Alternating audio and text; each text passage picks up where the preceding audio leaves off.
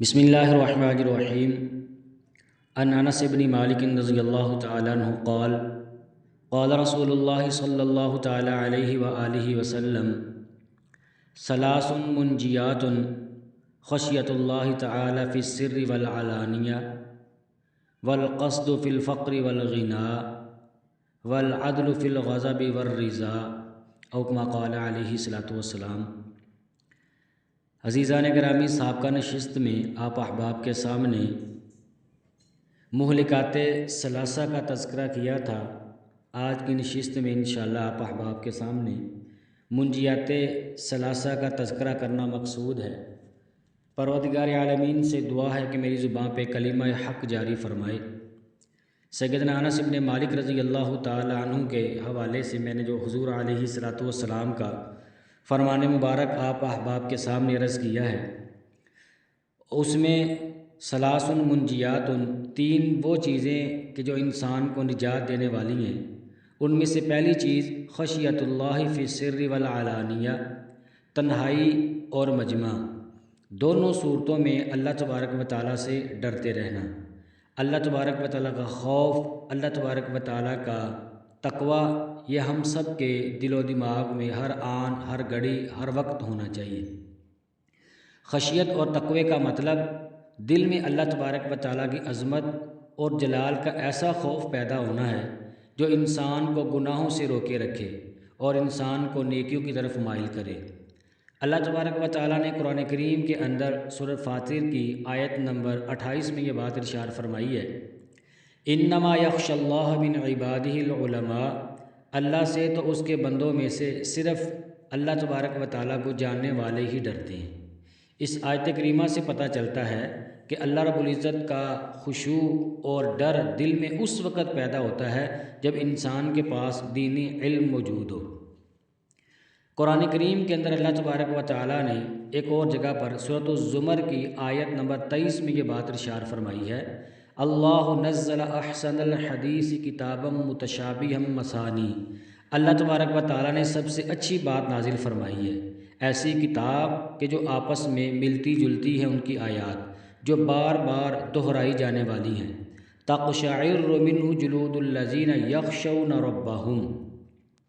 اس سے ان لوگوں کی کھالوں کے رونگٹے کھڑے ہو جاتے ہیں جو اپنے رب سے ڈرتے ہیں، ثم تلین جلودہم وقلوبہم الی ذکر اللہ، پھر ان کی کھالیں اور ان کے دل اللہ تبارک و تعالیٰ کے ذکر کی طرف نرم ہو جاتے ہیں۔ ذالک ھدی اللہ، یہ اللہ تبارک و تعالیٰ کی ہدایت ہے، یہدی بہ من یشاء، اللہ پاک جس کو چاہتے ہیں اس کو ہدایت عطا فرما دیتے ہیں، ومن یضلل اللہ فما لہ من ہاد،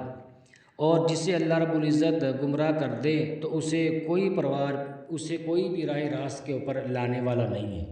تو جب تک اللہ تبارک و تعالیٰ کا خوف، اللہ رب العزت کا تقوی ہمارے دل و دماغ کے اندر رہے گا، ہم نیکیوں کی طرف مائل رہیں گے اور گناہوں سے بچتے رہیں گے تو ہم کامیاب ہوتے رہیں گے۔ تو اللہ تبارک و تعالیٰ نے قرآن کریم کے اندر ایک اور جگہ پر سورہ ملک کی آیت نمبر 12 میں یہ بات ارشاد فرمائی،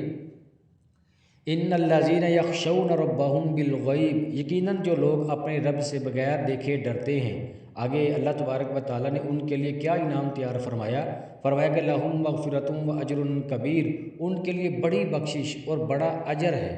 تو جو شخص بڑی بخشش اور بڑا اجر حاصل کرنا چاہتا ہے تو اس کو چاہیے کہ اللہ تبارک و تعالیٰ کا خوف، اللہ پاک کا تقوی اپنے دل و دماغ کے اندر رکھے۔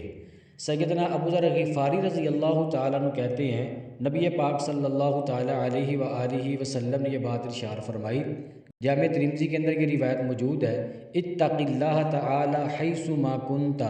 واتبع السیئۃ الحسنۃ تمحها وخالق الناس بخلق حسن، او کما قال علیہ السلام، جہاں بھی رہو اللہ تبارک و تعالیٰ سے ڈرو، برائی کے بعد جو تم سے ہو جائے تو پھر بھلائی کرو، جو برائی کو مٹا دے اور لوگوں کے ساتھ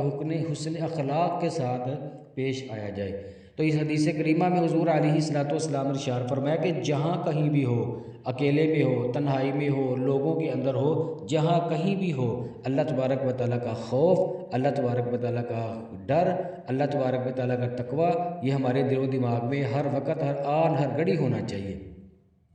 سیدنا ابو ہریرہ رضی اللہ تعالیٰ عنہ فرماتے ہیں کہ رسول اللہ صلی اللہ علیہ وآلہ وسلم نے ارشاد فرمایا 7 طرح کے آدمی ہوں گے جن کو اللہ پاک اس دن اپنے سایہ میں جگہ نصیب فرمائیں گے جس دن اللہ پاک کے سائے کے سوا اور کوئی بھی سایہ نہ ہوگا۔ ان میں سے ایک وہ ہوگا جو تنہائی میں اللہ تبارک و تعالیٰ سے ڈرتا ہوگا۔ فرمایا کہ وَرَجُلٌ ذَكَرَ اللَّهَ تَعَالَى خَالِيًا فَفَاضَتْ عَيْنَاهُ، وہ شخص جس نے تنہائی میں اللہ کو یاد کیا اور بے ساختہ آنکھوں سے آنسو جاری ہو گئے۔ یہ صحیح بخاری کے اندر یہ روایت موجود ہے۔ تو دیکھیں تنہائی کی عالم میں ہمیں اللہ تبارک و تعالیٰ سے ڈرنا چاہیے، مجمع میں لوگوں کے سامنے بھی تنہائی میں بھی ہمیں ہر آن ہر گھڑی اللہ تبارک و تعالیٰ سے ڈرتے ہی رہنا چاہیے۔ اللہ پاک سے ہم ڈرتے رہیں گے تو تب اللہ پاک ہمیں اپنے سائے کے اندر جگہ نصیب فرمائیں گے۔ اور حضور علیہ الصلوۃ والسلام نے جو دوسری چیز ارشاد فرمائی کہ جو انسان کو نجات دینے والی ہے وہ ہے کہ والقصد فی الفقر والغنا،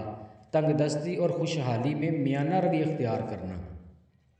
کہ چاہے کوئی سا بھی معاملہ ہو، معاملات میں سے عبادات ہے، اخلاق ہیں، تعلقات ہیں اور دیگر امور زندگی میں ہمیں جو ہے یہ میانہ روی اختیار کرنے کا اللہ کے محبوب علیہ الصلوۃ والسلام نے فرمایا، اور اللہ تبارک و تعالیٰ نے بھی ہمیں یہی بات ارشاد فرمائی ہے۔ سورۃ الفرقان کی آیت نمبر 67 میں اللہ پاک فرماتے ہیں کہ والذین اذا انفقوا لم یسرفوا ولم یقتروا، اور وہ کہ جب خرچ کرتے ہیں نہ تو فضول خرچی کرتے ہیں اور نہ خرچ میں تنگی کرتے ہیں۔ تو ہمیں یہ بات اللہ پاک نے فرمائی ہے کہ نہ تو فضول خرچی کرنی چاہیے، نہ بخیلی کے ساتھ کنجوسی سے کام لینا چاہیے۔ جہاں پر خرچ کرنا ہو وہاں پر خرچ کرنا چاہیے، اور جہاں پر خرچ نہ کرنے کا حکم دیا گیا ہے تو وہاں پر ہمیں فضول خرچی میں اپنے پیسے کو روپے کو ضائع ہرگز نہیں کرنا چاہیے۔ نبی پاک صلی اللہ تعالیٰ علیہ وآلہ وسلم نے ارشاد فرمایا، صحیح بخاری کے اندر یہ روایت موجود ہے، فرمایا کہ ان لربک علیک حقا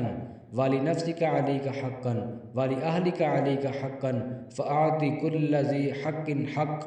فرمایا کہ تمہارے رب کا بھی تم پر حق ہے، تمہاری اپنی جان کا بھی تمہارے اوپر حق ہے، اور تمہاری بیوی بچوں کا بھی تمہارے اوپر حق ہے، اس لیے ہر حق والے کو اس کے حق کو ادا کرو۔ اگر ہم چاہتے ہیں کہ اللہ تبارک و تعالیٰ ہمیں نجات عطا فرمائے تو ہمیں میانہ روی اختیار کرنی پڑے گی۔ یقیناً ہم سب چاہتے ہیں اللہ پاک ہمیں نجات عطا فرما دے، تو ہر معاملات کے اندر جو ہے عبادات ہو، اخلاقیات ہو، دیگر امور زندگی ہو، اس میں ہمیں میانہ روی کے ساتھ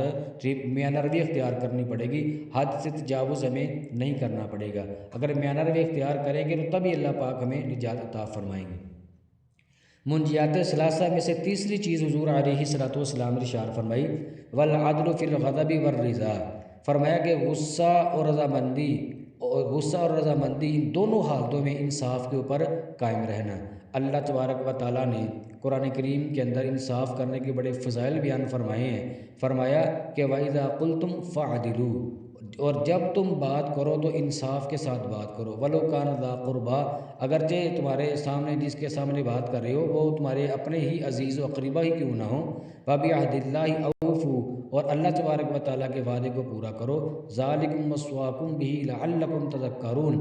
یہ ہے جس کا تاکیدی حکم اللہ تبارک و تعالیٰ نے تمہیں دیا ہے تاکہ تم نصیحت حاصل کرو۔ اور قرآن کریم کے اندر ایک اور جگہ پر اللہ پاک نے فرمایا ان اللہ یأمر بالعدل والاحسان، بے شک اللہ تبارک و تعالیٰ عدل اور احسان کا حکم ارشاد فرماتے ہیں۔ قرآن کریم کے اندر ایک اور مقام پر سورہ مائدہ کی آیت نمبر 42 میں اللہ پاک فرماتے ہیں وَإِنْ حَكَمْتَ فَاحْكُمْ بَيْنَهُمْ بِالْقِسْطِ، اور اگر تو فیصلہ کرے تو ان کے درمیان انصاف کے ساتھ فیصلہ کرو، ان اللہ يحب المقسطین، بے شک اللہ تبارک و تعالیٰ انصاف کرنے والوں سے محبت فرماتے ہیں۔ یقیناً ہم سب چاہتے ہیں کہ اللہ پاک ہمارے ساتھ محبت فرمائیں، ہم اللہ کے محبوب بن جائیں۔ اگر اللہ کے محبوب بننا چاہتے ہیں پھر انصاف کو قائم کرنا پڑے گا۔ ہم اپنے گھر کے اندر ہوں تبھی انصاف کریں، باہر دکانداری میں ہوں، تجارت میں ہوں، جہاں کہیں بھی ہوں تو وہاں پر انصاف کے دامن کو ہمیں مضبوطی کے ساتھ پکڑنا پڑے گا۔ اس وقت ہمارا معاشرہ جو تباہی کی طرف جا رہا ہے، بربادی کی طرف جا رہا ہے، یہ مسلمان جنہیں اللہ تبارک و تعالیٰ نے عروج عطا فرمایا تھا، آج مسلمانوں کا عروج جو زوال کے اندر تبدیل ہوتا جا رہا ہے، اس میں مین کردار یہ اس چیز کا ہے کہ آج ہم لوگوں نے انصاف کرنا چھوڑ دیا ہے۔ جب جب انسان بے انصافی کرے گا تو اللہ تبارک و تعالیٰ کی لاٹھی بے آواز ہے۔ جب ہم ظلم کریں گے تو ظالموں کے اوپر اللہ تبارک و تعالیٰ کی پکڑ بھی آنے والی ہے۔ اور وہ الگ بات اگر اللہ پاک کسی کو ڈیل دے دیں، اللہ پاک کسی کو موقع دے دیں، کسی کو مہلت دے دیں کہ شاید یہ آدمی توبہ کر لے، اللہ رب العزت سے استغفار کر لے، اللہ پاک کی طرف رجوع کر لے، وہ الگ بات ہے۔ وگرنہ ظالموں کا بارے میں اللہ پاک نے خود یہ بات ارشاد فرمائی ہے، الا لعنۃ اللہ علی الظالمین۔ ایک جگہ پر اللہ پاک نے فرمایا کہ یوم لا ینفع الظالمین معذرتہم، کہ ان لوگوں کو کل قیامت کے دن ظالموں کو ان کا معذرت کرنا انہیں کوئی نفع نہیں دے گا، ان کے لیے اللہ تبارک و تعالیٰ کی رحمت سے دوری ہے اور ان کے لیے برا گھر ہے۔ عزیزان گرامی، اگر ہم چاہتے ہیں کہ اللہ پاک ہمیں کامیاب فرما دیں، اگر ہم نجات حاصل کرنا چاہتے ہیں تو حضور علیہ الصلوۃ والسلام نے یہ جو 3 چیزیں ہمیں ارشاد فرمائی ہیں، ان تینوں چیزوں کو ہم سب کو مضبوطی کے ساتھ پکڑنا ہوگا۔ انصاف کرنا چاہیے، اور اسی طرح میانہ روی ہمیں اختیار کرنا چاہیے، اور تنہائی میں ہوں یا لوگوں کے سامنے ہوں، بہر تو صورت میں اللہ تبارک و تعالیٰ کا خوف، اللہ پاک کا ڈر ہم سب کے دل و دماغ کے اندر ہونا چاہیے۔ دعا اللہ تبارک و تعالیٰ سے اللہ پاک ہمیں ان کہی اور سنی باتوں پر کما عمل کرنے کی توفیق عطا فرمائے۔ آمین و آخر دعوانا ان الحمد للہ رب العالمین۔